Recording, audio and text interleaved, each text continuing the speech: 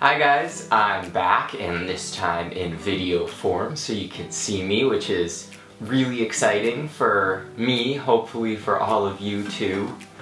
This is very new for me, but you know, let's just see how it goes. So for my first episode I talked a lot about Jordan, and in this episode we're gonna sort of stay in the same area of the globe, and I'm gonna talk to you about my time in Egypt.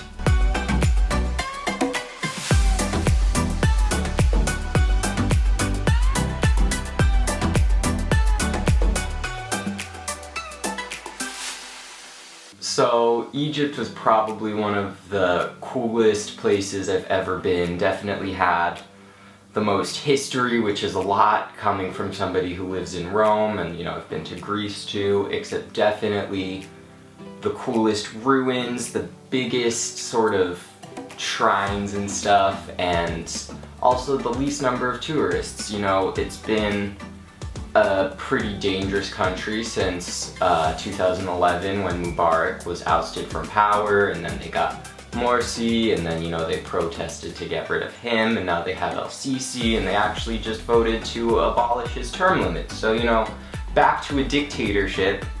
Tourism's on the rise again because they've had a stable government for a couple years now. So today I'm going to be talking about 4 tips I learned in Egypt, and then 1 I also learned in Ireland. Unfortunately, our group podcasts for this semester were lost, the video portions, so I really do want to give you guys a chance to see my time in Ireland, so I will also be talking about that.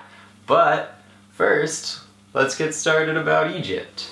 So the first tip I have is probably more of a carryover tip from Jordan, because the similar thing happened to me in Jordan as it did in Egypt, where I got a female guide for 1 day each in those countries. In Jordan it was when we were touring Petra, and then in Egypt it was the day we went to the pyramids and the Egyptian museum. So I think it's definitely really cool to have a female guide, especially in these countries where women are often seen as oppressed and lesser than men, and I think being with a woman, hearing their experiences, and also showing you that they are educated, that they are smart, and that they can still, this sounds bad, but still do a job the same as a man, even in these countries where they are more oppressed, I think is really cool to see, and also just really cool to get a women's perspective on a country that's often seen as incredibly unequal for honestly very reasonable reasons. They're seen as unequal, and going off of that tip, the second one I want to talk about with inequality and oppression is about buying gifts from children. So in a lot of Middle Eastern countries, in a lot of more impoverished countries, oftentimes you will see children on the streets either begging for money or trying to sell you stuff. And obviously this is a tactic that they want to use because if you see a child you're more inclined to feel bad for them and give them money, but you definitely should not do this, and I can't emphasize that enough.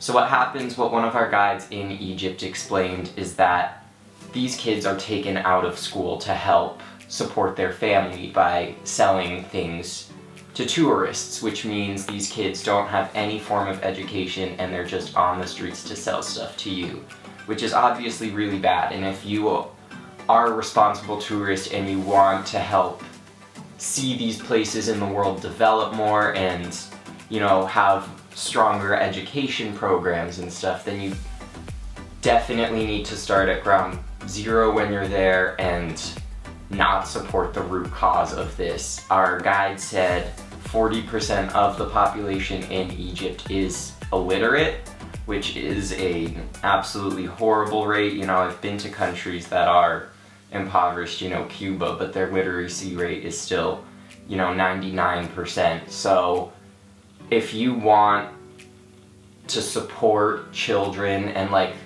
the bettering of society there, then you definitely need to start by not taking gifts from children, no matter how simple it seems, no matter how inconsequential it seems, because you may just be buying from one kid, except that is a part of a much bigger problem that needs to be addressed, and part of that is not helping the problem.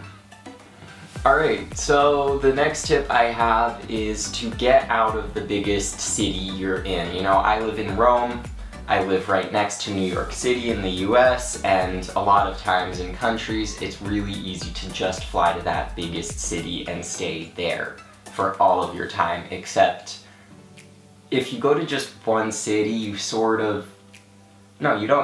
you lose out on a lot of the rest of the country. You don't really get to see how everyone in that country lives because you're just in one place. So in Egypt, we were in Cairo, except then on Saturday we decided to spend the day in Luxor, which is about a 1-hour flight away.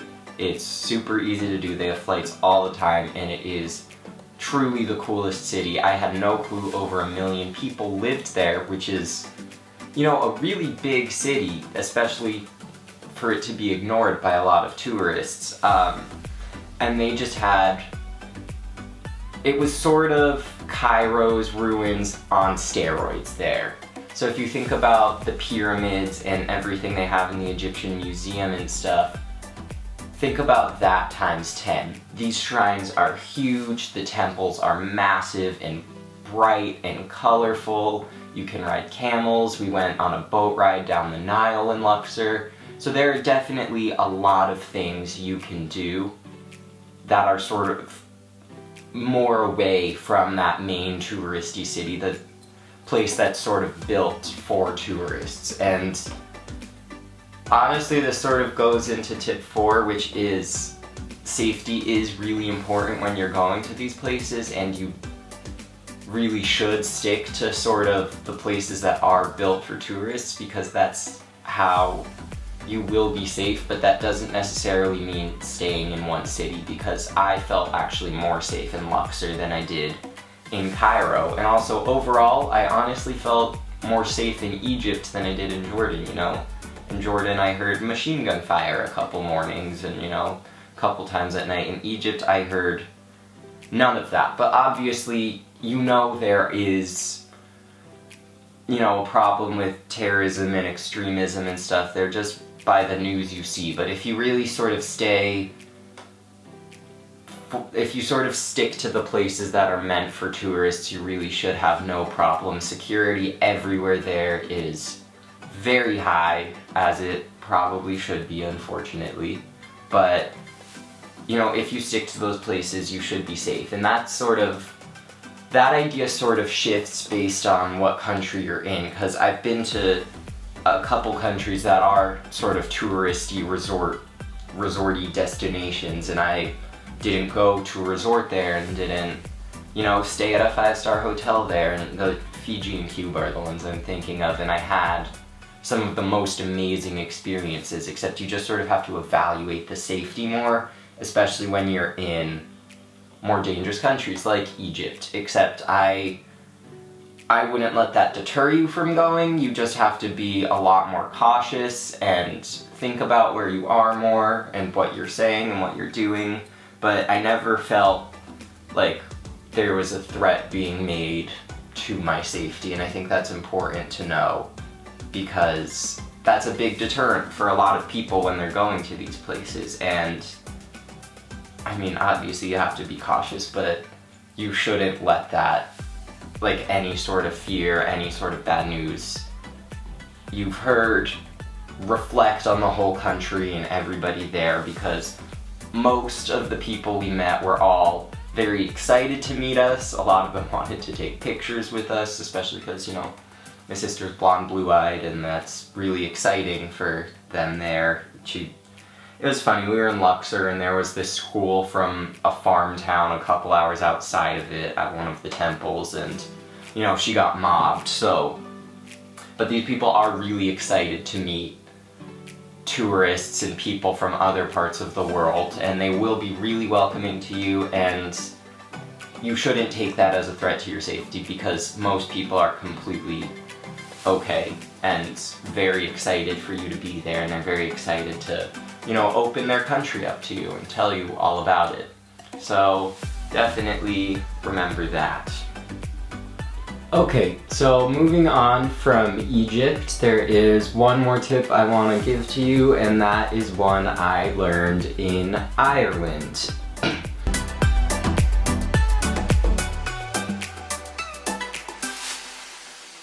So I definitely do travel a lot, obviously, and one of the most recent places I visited was Ireland, and it was definitely a trip that I took on a whim. I had no clue I was going there up until a couple hours before I was on the plane. I was just having a really, you know, difficult time with school and friends and life and, you know, all that growing up stuff. And luckily my mom was visiting my sister who lives in Ireland with two of my other sisters, and so the best tip I learned there was remember your family. You're doing crazy cool things in crazy cool places, except your family can definitely provide a lot of support and a lot that, you know, sometimes you lose or sometimes you can miss by just traveling and being all over the world a lot, and that is amazing, and I'm definitely saying keep doing that, keep exploring, except you definitely have to remember, you know, where you came from, who helped you get there, and they definitely did. Like, I definitely relied on them for support while I was there to, you know, get me back feeling good and normal again. So, alright, so I will leave you with that, except I do have one more thing that I want to show you. Like I said before, we lost the footage for an episode of vidcast where I was doing a review of the Guinness factory and the Jameson distillery in Dublin, and I still really want you guys to get a chance to see that, so here that is. Bye. Hey guys, I'm here in Dublin, Ireland at the Guinness factory doing a review of course, Guinness beer, but I think before I give you a tour of the factory, there's one thing we need to do. Cheers.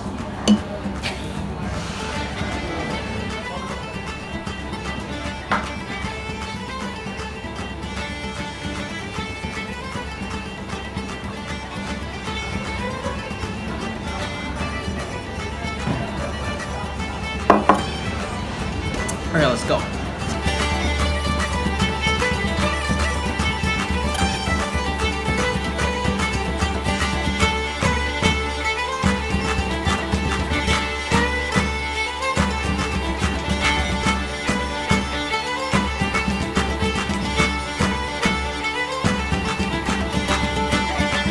Alright, so we are about to go into the tasting rooms.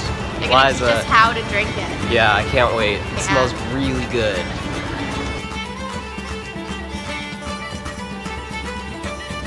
1, 2, 3, Sandra. So nice Tasting the beers right now. Let the flavors rest on your tongue for a few moments. Swallow and then exhale through your nose. Wow.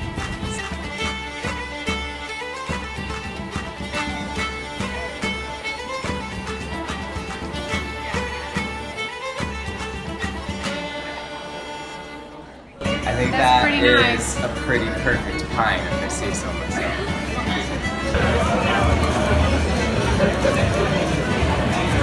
Okay, so if I was pairing this with a meal, I would probably pair it with In-N-Out, something like that. Yeah. You taste like the luck of the Irish. Alright, so here I'm with my mom and my aunt. Where are we? Jameson factory. Are we gonna get some whiskey? We are. Did we come straight from the Guinness factory? Yes. How you doing? Yeah, Yep. You gotta have Guinness first, then whiskey. Yeah, then let's see how the rest of this dinner. video goes. Let's just see, guys.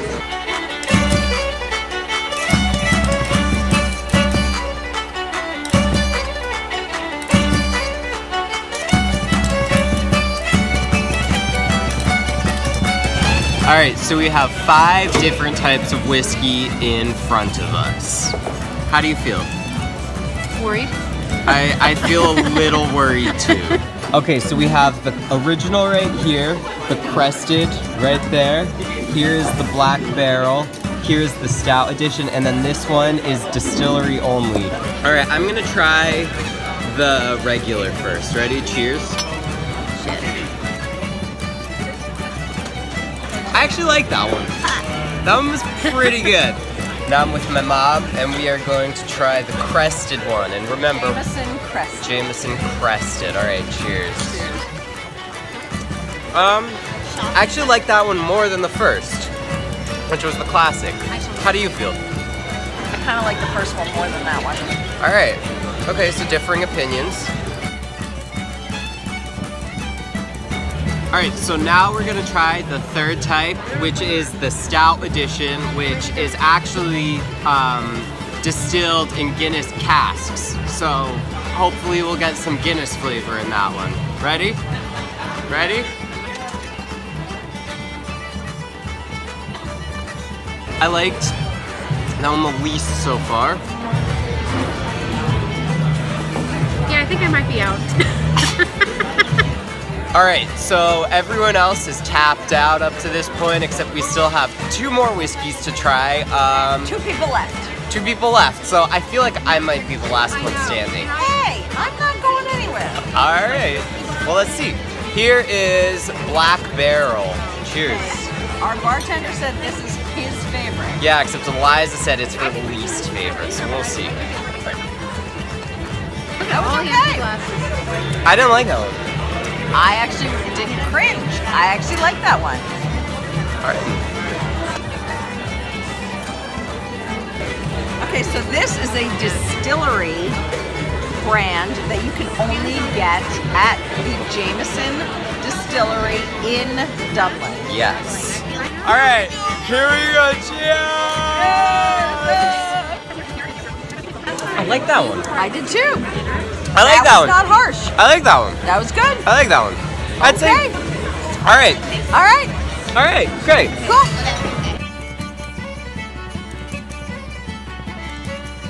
All right. So overall, I would say I liked the distillery one the best. I like the distillery. Then I'd like probably the Black Barrel. But I think my favorite was just the original. I was gonna say I think my favorite is the distillery, then crested, then the original, then stout, then Black Barrel. I did like Black Barrel. I did not like Black Barrel. I liked Black Barrel. I think I liked crested and stout the least. All right, so I think we have different tastes. All right, let's see how the rest of the night goes. I think I'm gonna leave it here for like everyone there, and I'll tell you how it goes in the studio. Alright, bye.